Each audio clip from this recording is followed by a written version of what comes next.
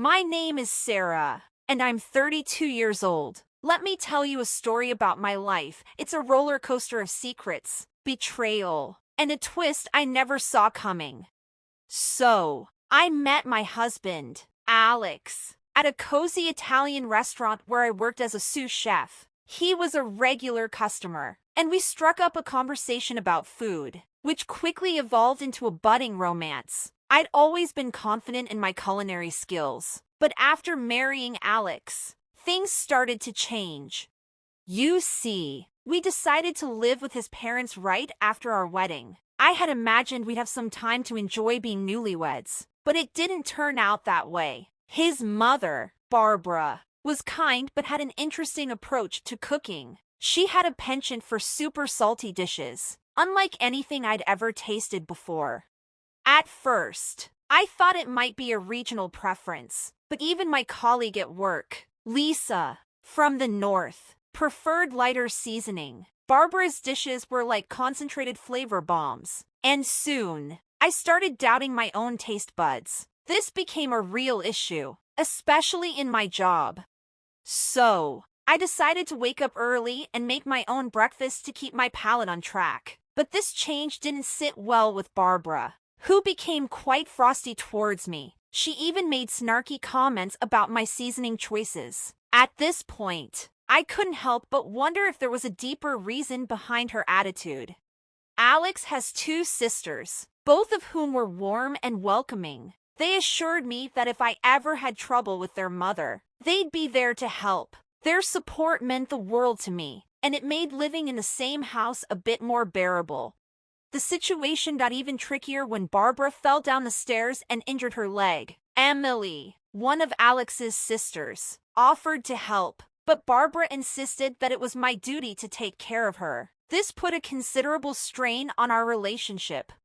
As time went on, I began to suspect that Alex's late nights at the office were not solely work-related. I couldn't shake the feeling that something was off. In the midst of these doubts, I realized it was time for me to take matters into my own hands.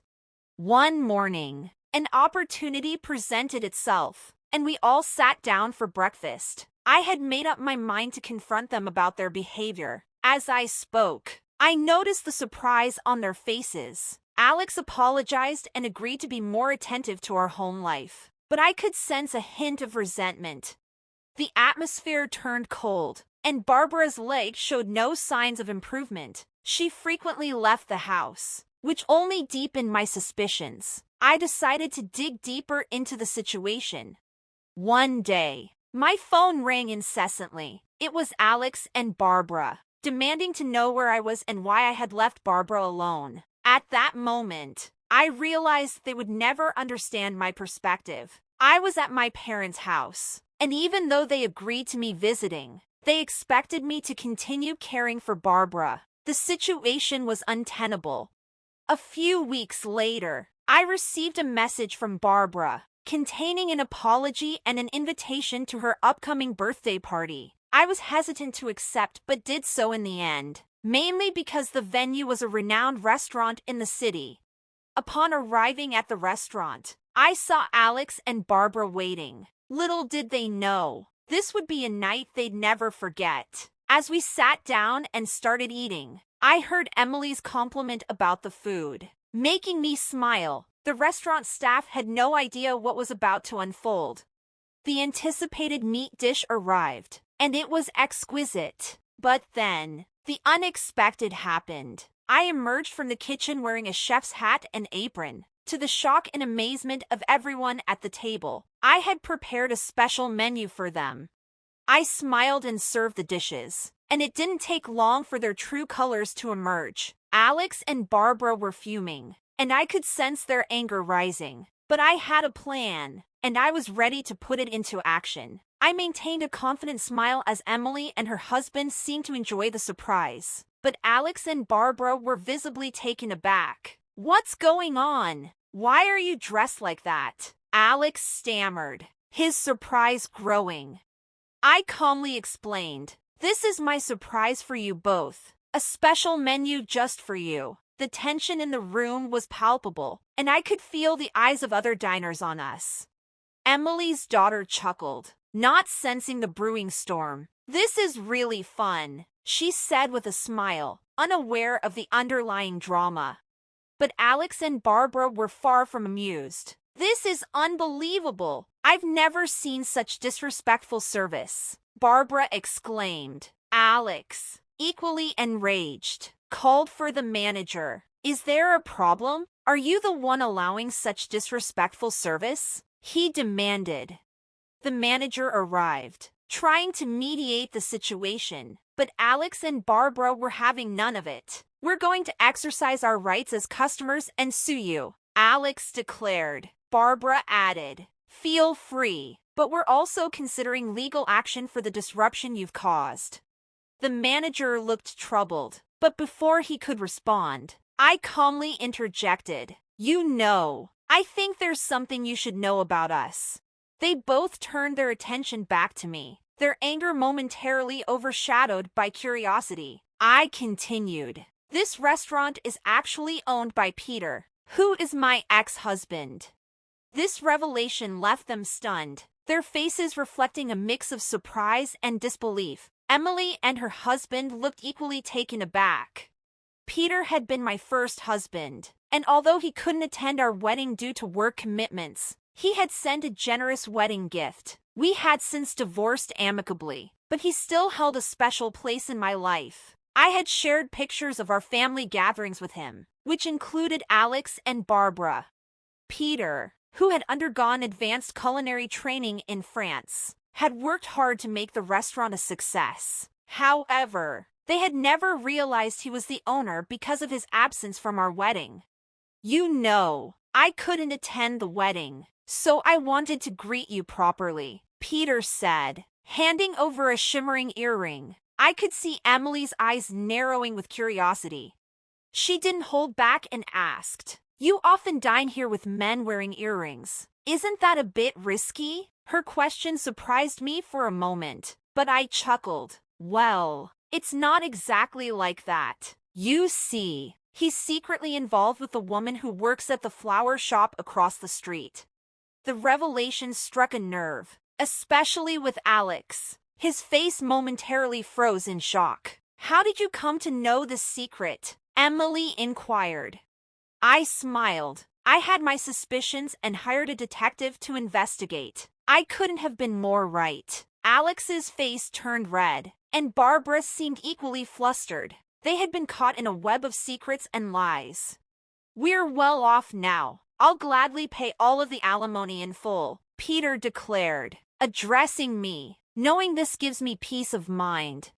But the revelation about Barbara was yet to come. I turned my attention to her, and with a stern expression, I added, "Now, about you, Barbara."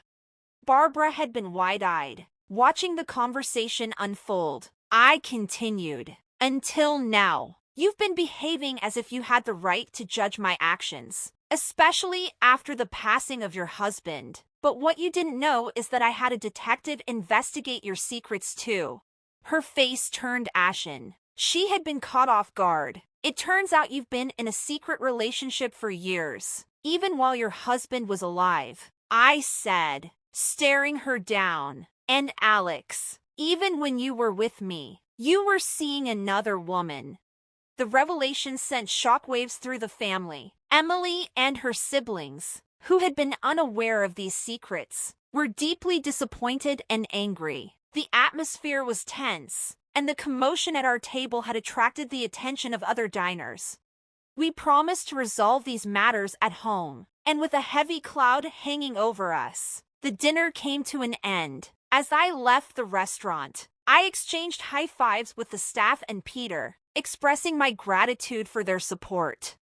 A few days later, under the stern gaze of Emily and her siblings, I finalized my divorce from Alex. Despite the brevity of our marriage, I had no regrets. My life was about to take an unexpected turn. When I checked my bank account, I was stunned to see that both alimonies, from my ex-husband and his mistress, had been deposited simultaneously. It appeared that my ex-husband had covered her share as well, knowing the truth. With this revelation, I could finally view them as no longer being a part of my life. They had been caught in their own web of lies, and it was time for me to move on. In the aftermath, my ex-husband's electronics store began to face difficulties. A major contract he had been boasting about was eventually canceled. His once thriving business, built on the deep trust of the local community, was now in jeopardy. The community had not been informed of the truth. As for Barbara, her life became significantly more challenging after being suddenly abandoned by her longtime lover. Further medical tests revealed the consequences of her unhealthy lifestyle. The anger towards Alex and Barbara, especially after the revelation of their secrets, left a deep wound in the hearts of Emily and her siblings. Their family bonds had been irreparably damaged, and it seemed unlikely that they would ever heal.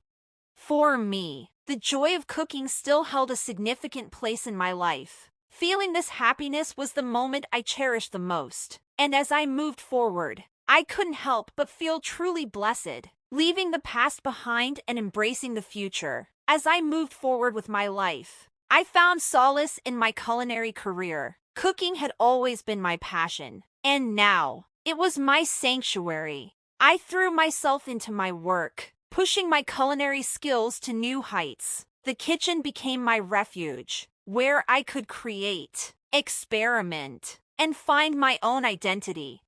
With time, I realized that there was no better way to heal than by sharing my love for food with others. So, I took a leap of faith and decided to open my own restaurant. The process was challenging, with countless hours of planning, designing, and refining the menu. But it was a labor of love, and it allowed me to regain control of my life. The restaurant, named Sarah's Haven, became a hit in no time. It was a place where flavors danced on the taste buds, and every dish told a story. The community embraced it, and I felt a deep sense of belonging, something I had yearned for so long. My family, Emily and her siblings, stood by my side, offering their unwavering support. They had seen me through the darkest times, and they continued to be a source of strength and joy in my life. One day, a surprise visit from Peter, my ex-husband, left me both amazed and grateful. He came to see the restaurant that had emerged from the ashes of our past. We shared stories, laughter, and even a meal at Sarah's Haven. It was a testament to the fact that life could take unexpected turns, leading to unexpected friendships. As for Alex and Barbara, their lives continued to unravel. The community, once their loyal supporters, had distanced itself from their secrets and betrayal. The electronics store struggled to survive without the trust they once enjoyed. Despite the difficulties they faced, their actions had consequences, and they had to confront the choices they had made. I, on the other hand, had found my path, not through revenge, but through resilience and the pursuit of my passion. Time passed, and I cherished the moments of happiness, love, and success that life had to offer. The joy of cooking remained a constant in my life, and it continued to be the most cherished part of my journey. And as I stood in the heart of my bustling restaurant, I knew that I had not only found my place in the world but also found the strength to conquer the challenges that life had thrown my way. My name is Sarah, and I am a chef who turned her life around through the power of passion, perseverance, and the love of food. This is my story, and it's a story of triumph over adversity, of discovering my true calling, and of savoring the flavors of life. With Sarah's Haven thriving and my passion for cooking burning stronger than ever, I decided to expand my horizons. I began to host cooking classes, sharing my culinary knowledge with those who were eager to learn. It was a fulfilling experience to see students light up with enthusiasm as they discovered the magic of cooking. One of my most dedicated students, Mia, stood out from the rest. She had an insatiable appetite for culinary artistry and quickly became my protégé. We forged a strong mentor-student bond, and it wasn't long before Mia was ready to take on the culinary world herself. Together, we ventured into the world of culinary competitions. Our journey was filled with challenges, late-night brainstorming sessions, and countless hours of practice. But it was also brimming with laughter, shared dreams, and a growing sense of camaraderie. We faced fierce competitors, but our passion for food drove us to exceed our limits. Our hard work and dedication paid off when we won our first major competition. The feeling of victory was intoxicating, but what meant even more was the knowledge that I had helped nurture a new talent, passing on the torch of my culinary passion to the next generation. As the years passed, Sarah's Haven continued to flourish, becoming not just a restaurant but a hub for culinary enthusiasts, where food was a language spoken with love and shared with joy. I kept in touch with Emily and her siblings, who had become dear friends. Our bond had grown stronger, and we created new traditions together, celebrating life's triumphs and weathering its challenges. Meanwhile, Mia's success in the culinary world skyrocketed. She opened her own restaurant, Mia's Creations, which became renowned for its innovative and daring dishes. The legacy of our shared journey continued through her, and it filled my heart with pride. Alex and Barbara, on the other hand, continued to face the consequences of their actions. The community's trust was irreparably damaged, and their electronics store struggled to stay afloat. The secrets and betrayals they had kept for so long had created a rift that couldn't be easily mended. Through it all, my passion for cooking remained unwavering. Sarah's Haven became a place where people found solace, laughter, and unforgettable flavors. It was a reminder that even in the face of adversity, one could create something beautiful and enduring. And so, my journey continued. The joy of cooking remained my guiding light, illuminating the path of my life. I had found my calling, my purpose, and the strength to overcome the challenges that had once threatened to consume me.